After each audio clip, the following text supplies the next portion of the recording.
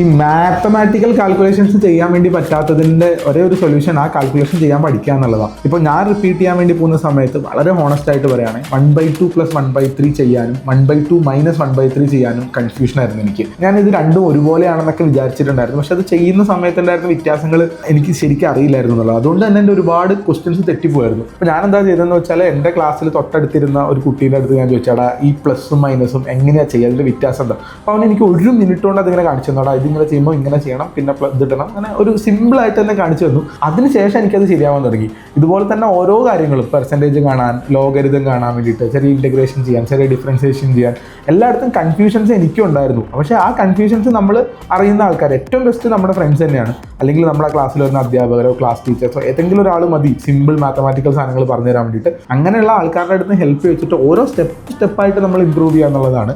Totally എല്ലാം കൂടി സെറ്റാവുന്ന ഒരു കോഴ്സൊന്നും ആലോചിച്ച് കഴിഞ്ഞാൽ നിങ്ങൾക്ക് കിട്ടുന്നുണ്ടാവില്ല. നമ്മളാണ് നമ്മുടെ മിസ്റ്റേക്കുകൾ അല്ലെങ്കിൽ നമ്മുടെ ഇന്നബിലിറ്റീസ് സോൾവ് ചെയ്യണമെന്ന് ഓർത്തിരിക്കാം. വേറെ ആർക്കും അത് ചെയ്തു തരാൻ വേണ്ടി പറ്റില്ല. അപ്പോൾ നിങ്ങളുടെ മിസ്റ്റേക്ക് എന്താണോ, അല്ലെങ്കിൽ നിങ്ങൾക്ക് ചെയ്യാൻ പറ്റാത്ത ആ ഒരു പർട്ടിക്കുലർ സ്റ്റെപ്പ് ഐഡൻറ്റിഫൈ ചെയ്ത് തൊട്ടടുത്ത ആളെ കാണിച്ചു കൊടുക്കുമ്പോൾ നമുക്ക് മനസ്സിലാവും, ഓക്കെ ഈ സ്റ്റെപ്പ് ഇങ്ങനെയാണല്ലേ ചെയ്യേണ്ടത് എന്ന് മനസ്സിലാക്കി മുന്നോട്ട് പോകാൻ വേണ്ടി പറ്റും.